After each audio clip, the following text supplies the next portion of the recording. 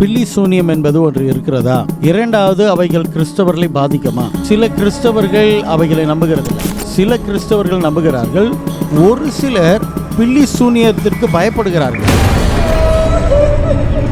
இன்னும் பெரிய வேடிக்கை என்ன என்று கேட்டால், சில போதகர்கள் நான் ஜேசிபியை கொண்டு போய் பில்லி சூனியத்தை எடுத்துட்டேன்றாங்க. சில பேர் நான் கடபாரையும் மண்வெட்டியும் கொண்டு போய் நான் பில்லி சூனியத்தை எடுத்துட்டேன்னு சில இவாஞ்சலிஸ்ட் தீர்க்கதரிசின்னு சொல்லிட்டு இருப்பாங்களா, இவங்கெல்லாம் சொல்லிட்டு இருக்காங்க. உண்மையாகவே வேதம் இப்படி செய்ய வேண்டும் என்று போதிக்கிறதா? சபையாகப்பட்டது எங்கே சென்று கொண்டு இருக்கிறது? பில்லி சூனியம் என்பது உண்மையா, அல்லது அது போல சிக்கி கொண்டு இருக்கிற ஜனங்களை ஒரு தேவ ஊழியர் காப்பாற்ற முடியுமா? அப்படி முடியும் என்றால் எப்படி செய்ய வேண்டும்? இவைகளை நம்ம சுருக்கமாக பார்க்க போகிறோம். வெல்கம் டு ட்ரூத் இன் தமிழ். நான் போதகர் ஜேக்கப் ஜெயராஜ். 3 காரியத்தை இப்பொழுது நம்ம பார்க்க போகிறோம். முதலாவது, பில்லி சூனியம் என்பது உண்மையா?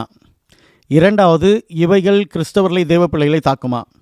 மூன்றாவதாக, ஊழியர்கள் சில பேர் கடபாரை கொண்டு போய் மண்வெட்டி கொண்டு போய் அது போலலாம் எடுக்கிறாங்களே, அதெல்லாம் நியாயமானதா? வேதத்தின் அடிப்படையானதா? இல்லை என்றால் என்ன செய்ய வேண்டும்? இது 3 காரியத்தை நம்ம பார்க்க போகிறோம். முதலாவது, பில்லி சூனியம் என்றால் என்ன? இந்த பில்லி சூனியம் என்பது ஒரு சாத்தானுடைய பொல்லாத ஒரு ஈவில் சக்தி, தீய ஒரு சக்தி. இவைகள் மனுஷருக்கு விரோதமாக செயல்படும். அவர்களை கண்ட்ரோல் பண்ணுகிறதையும், அவர்களுக்கு தீங்குகளை விளைவிக்கிறதையும், அவர்களுக்கு சில பாதிப்புகளை உண்டாகும். என்னுடைய மனைவியின் குடும்பத்தினர் சொன்னது கூட கேள்விப்பட்டிருக்கேன்.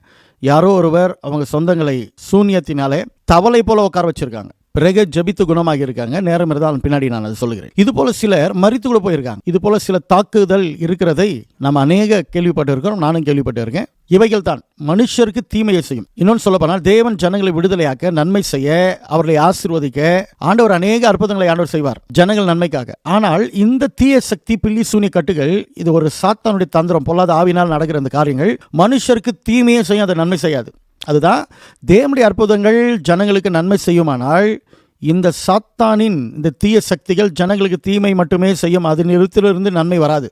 நன்றாக பேசிட்டு இருப்பாங்க, திடீர்னு வாய் வராது போயிட்டு இருக்கும், காது கேட்காம போயிட்டு இருக்கும். சிலர் ஜெபித்த பிறகு விடுதலை ஆகப்பட்டு இருப்பாங்க. இது போலலாம் நடந்திருக்கு. வேதத்திலையும் சாத்தான் இது போல செஞ்சிருக்கிற காரியங்களை பார்க்கிறோம். ஆண்டவர் ஜெபித்த பிறகு ஊமையன் பேசுகிறதையும், ஆண்டவர் ஜெபித்த பிறகு அந்த பிசாசி போனதுமே அவங்க பேசியிருப்பாங்க. இது போல அற்புதங்கள். இதுதான் சாத்தான் என்ன பண்றது, அவங்களை கட்டுகிறது. இது போல தீய சக்திகளை அவைகள் மனுஷருக்கு விரோதமாக விளைவிக்கும். சிம்பிளா சொல்லப்போனால், அற்புதங்களை மோசே செய்யும் பொழுது டூப்ளிகேட்டான அற்புதத்தை எகிப்தில் உள்ள மந்திரவாதிகளும் செய்யறாங்க. இவைகள் தான். இது போல பில்லி சூனியங்கள் ஜனங்களுக்கு தீமைகள் மட்டுமே செய்யும். பொல்லாத ஆவியின் பவர் அது நடக்கும். இரண்டாவது, கிறிஸ்தவர்களை இது தாக்குமா? கிறிஸ்தவர்களுக்கு இவைகள் ஏதாச்சும் தீமையை விளைவிக்குமா என்று கேட்டீர்களானால் கவனிக்கணும். இதை 2 விதமாக நான் பிரிக்கிறேன். சில கிறிஸ்தவர்கள் இதை நம்புகிறதே இல்லை. இதுவும் வேதத்துக்கு விரோதமானதுதான். ஏனென்றால் வேதமே சொல்கிறது, ஆண்டவரே இது போல செயல்களை செய்கிறவர்களை இஸ்ரவேலில் இல்லாதபடிக்கு ஆண்டவர் என்ன பண்ணியிருக்காரு? துரத்தி இருக்கிறார், அதை தடை பண்ணியிருக்கிறார். உதாரணத்திற்கு உபாகமம் 18:10-12 வரல நம்ம படிக்க கேட்போம். தன் மகனையாவது தன் மகளையாவது தீக்கடக்க பண்ணுகிறவனும், குறி சொல்லுகிறவனும்,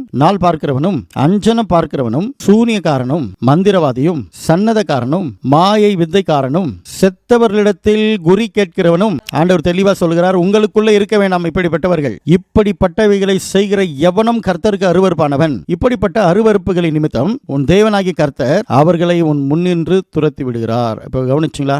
ஏனென்றால் இது போல பில்லி சூனிய கட்டுகள், மந்திரங்கள், மாந்திரகங்கள் தேவனுக்கு விரோதமானது. இது பொய்யாய் செய்கிற ஒரு சாத்தானுடைய தீமையான காரியங்கள். இது ஜனங்களுக்கு தீமையை மட்டுமே செய்யும், தேவனுக்கு விரோதமான காரியங்களை செய்யும். ஆகவே இது போல் ஆட்கள் இருக்கவே வேண்டாம், தேவனுக்கு அருவருப்பானவர்கள் என்று வேதத்தில் சொல்லப்பட்டு இருக்கிறது. அந்த இடத்துக்கு போனாலும் சரி, யாருக்கோ ஒருவருக்கு தீமை செஞ்சாலும் சரி, எதையும் வேதம் ஏற்றுக்கொள்வதில்லை. ஆகவே கிறிஸ்தவர்கள் நன்றாக தெரிந்து கொள்ள வேண்டும், இது உண்மையிலே இருக்கிறது என்று வேதம் சொல்கிறது. அதெல்லாம் இல்லைன்னா நீங்க வேதத்துக்கு விரோதமா பேசுறீங்கன்றதை புரிந்து கொள்ள வேண்டும். இன்னொரு வசனத்தை காட்டுகிறேன். புதிய ஏற்பாட்டில் அப்போஸ்தலர் 8:9 ஒரு முறை பார்த்துருவோமே. சீமோன் என்ற பேர் கொண்ட ஒரு மனுஷன் அந்த பட்டணத்திலே மாயை வித்தைக்காரனா இருந்து தன்னை ஒரு பெரியவன் என்று சொல்லி சமாரியா நாட்டு ஜனங்களை பிரமிக்க பண்ணி கொண்டிருந்தான். இது போலலாம் மந்திரங்கள், மாய விதைகள் எல்லாம் வேதத்தில் இருந்திருக்கு. ஜனங்களை பிரமித்து இருக்கிறார்கள். இன்னொரு வசனத்தையும் காட்டிடுறேன். சொல்ல போனால் தேவனுடைய பெரிய சக்தியை இவன் தான் என்று நம்ப வைத்துக் கொண்டிருந்தான். அவ்வளவு ஒரு மந்திரங்களை இவன் வெளிப்படுத்திக் கொண்டிருந்தான். பிறகு இயேசுவின் வல்லமை எவ்வளவு பெரியது என்று அவன் தெரிந்து கொண்டதை நம்ம படிக்கிறோம். அடுத்தது, நீங்கள் அப்போஸ்தலர் 13 அதிகாரம் 6, 7, 8 படிக்கும் பொழுது அந்த இடத்துல ஒரு யூதன் மாய விதை செய்கிறவனா இருக்கிறான், தேவனுடைய சத்தியத்திற்கு எதிர்த்து நிற்கிறவனா இருக்கிறான்.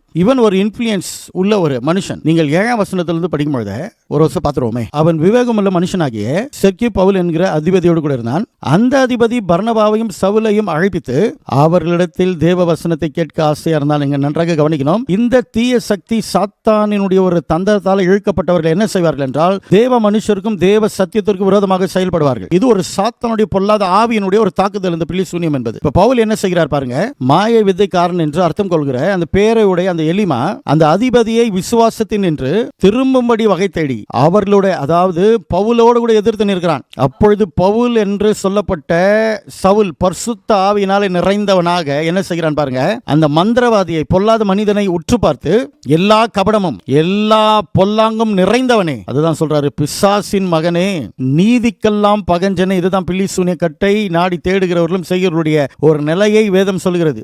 எல்லா கபடம் எல்லா பொல்லாப்பும் நிறைந்தவனே, பிசாசின் மகனே, நீதிக்கெல்லாம் பகஞ்சனே என்று சொல்லப்பட்டிருக்கிறார். அதாவது இந்த மந்திரத்தை நாடுகிறவர்களும் அதை செய்கிறவர்களும் நீதி உண்மைக்கெல்லாம் பகையாதான் இருப்பாங்க. பகஞ்சனே, கர்த்தருடைய செவ்வியான வழிகளை புரட்டுவதில் ஓய மாட்டாய் என்று கடிந்து கொள்வார் பவுல். இப்ப கவனிச்சிங்களா? அப்ப வேதம் தெளிவாக சொல்கிறது, பில்லி சூனிய கட்டுகள், இந்த சாத்தானின் தந்திரங்கள் மனிதர்களை பாதிக்கிறது, அது பொல்லாப்பு செய்கிறது, இது கர்த்தருடைய காரியங்களுக்கும் சுவிசேஷத்திற்கும் எதிர்த்து நிற்கிறது. அதுதான் இந்த மந்திரவாதி அந்த ஞானியா இருந்தாலும் அந்த மனுஷனை கட்டி வச்சிருந்தான். சுவிசேஷத்திற்கு கேட்காதபடிக்கு அவனுக்கு ஆசை இருக்கு, இருந்தாலும் கேட்காதபடிக்கு அவன் தடை பண்ணுகிறான். இதுதான் அந்த தீய சக்தியினுடைய வல்லமை. அநேகர் இப்படிதான் அவங்க கண்கள் திறக்காதபடிக்கு சாத்தானாகப்பட்டவன் மனக்கண்ணை குருடாக்கிறார். நீதிக்கெல்லாம் பகஞ்சனேன்னு சொல்றாரு. அப்ப சத்தியத்தின்படி நடக்காமல், அநியாயத்தின்படி ஒளியின் இடத்துல வராமல் இருளில் இருக்கும்படியாக இந்த தீய சக்திகள் செய்யும். இதை வேதம் சொல்லுகிறது. ஆகவே கிறிஸ்தவர்கள் சிலர் இதை நம்புவதில்லை. அப்படி சொல்லுகிறது வேதத்துக்கு விரோதமா நம்ம செய்கிறோம்.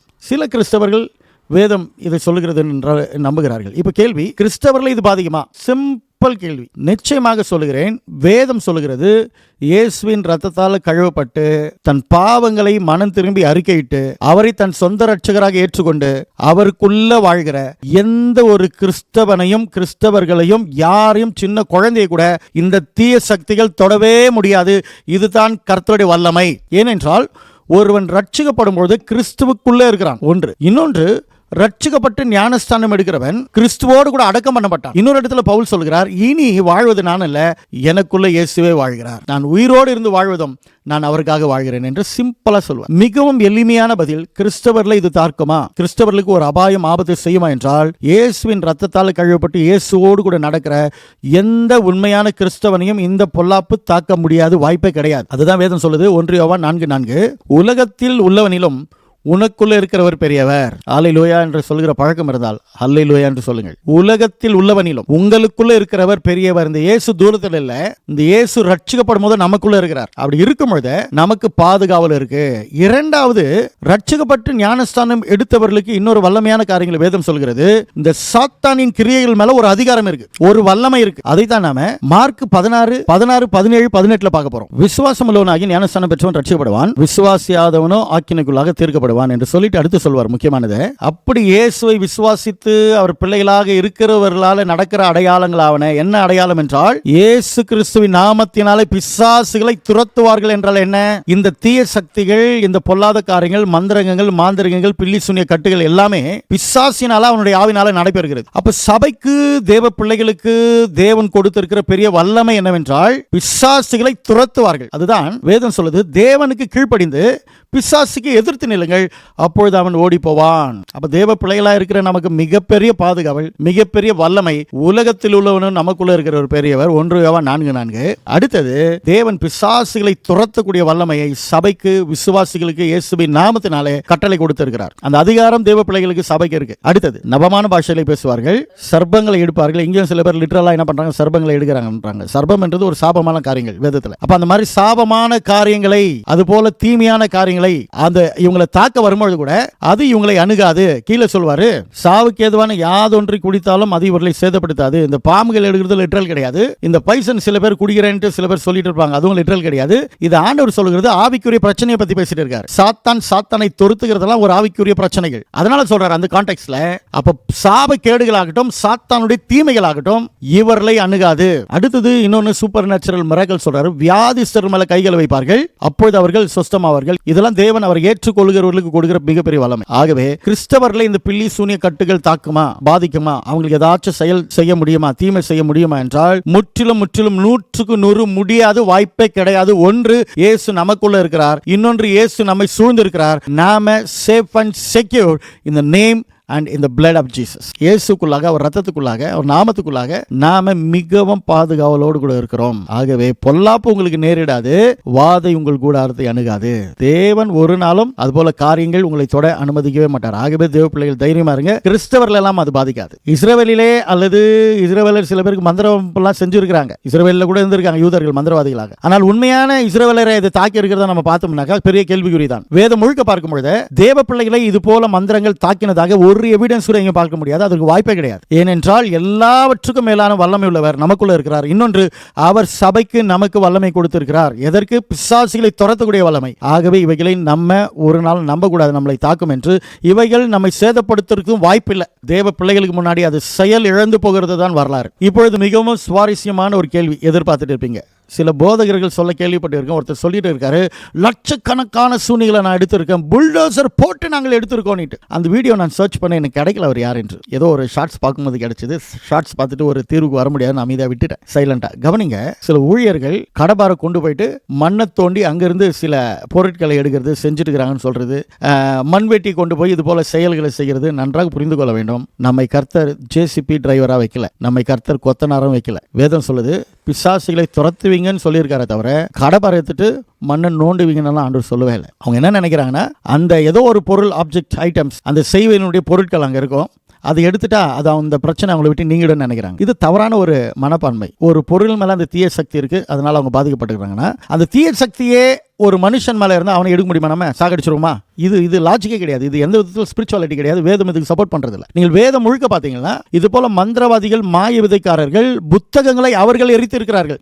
அப்ப தேவ வல்லமை என்ன ஊழியர்கள் செய்ய வேண்டும், எது செய்யக்கூடாது என்றால், நாம இந்த மண்ணுகளெல்லாம் கொண்டு போய் வெட்டுறதுக்கும் கடபாரை கொண்டு போய் தோன்றதுக்கும் நம்மை கர்த்தர் கொத்தனாரா வைக்கல. ஒருவர் சொன்னது போல ஜேசிபி போட்டு நாங்கள் எடுத்திருக்கோம்னு சொல்றதுக்கு ஆண்டவர் நம்மளை ஜேசிபி டிரைவராகவும் வைக்கல. தேவ வல்லமையை சபைக்கு கொடுத்திருக்கிறார், ஊழியர்களுக்கு கர்த்தர் கொடுத்திருக்கிறார். நாம் அந்த செயலை செய்யக்கூடாது. அப்ப என்ன செய்ய வேண்டும்? என்ன செய்ய வேண்டும் என்றால் வேதத்தை தான் பார்க்க வேண்டும். வேதம் என்ன சொல்கிறது? சிம்பிள். நீங்கள் அப்போஸ்தலர் 16-18 படிக்கும்போது அங்க ஒரு பெண் இருக்கா. அவ குறி சொல்லுகிற ஆவினால் ஏவப்பட்டு அநேக காரியங்களை அங்கே செய்து கொண்டு இருந்தார். சரிங்களா? இவளுக்கு நன்றாக தெரிந்திருந்தது அப்போஸ்தலனாகிய பவுல் ஒரு தேவனுடைய மனுஷன் என்று. எப்பொழுதும் ஒரு தொல்லை கொடுத்துட்டே இருக்கா இவ. 18ஆம் வசனத்துல பவுல் என்ன செய்கிறார் பாருங்க.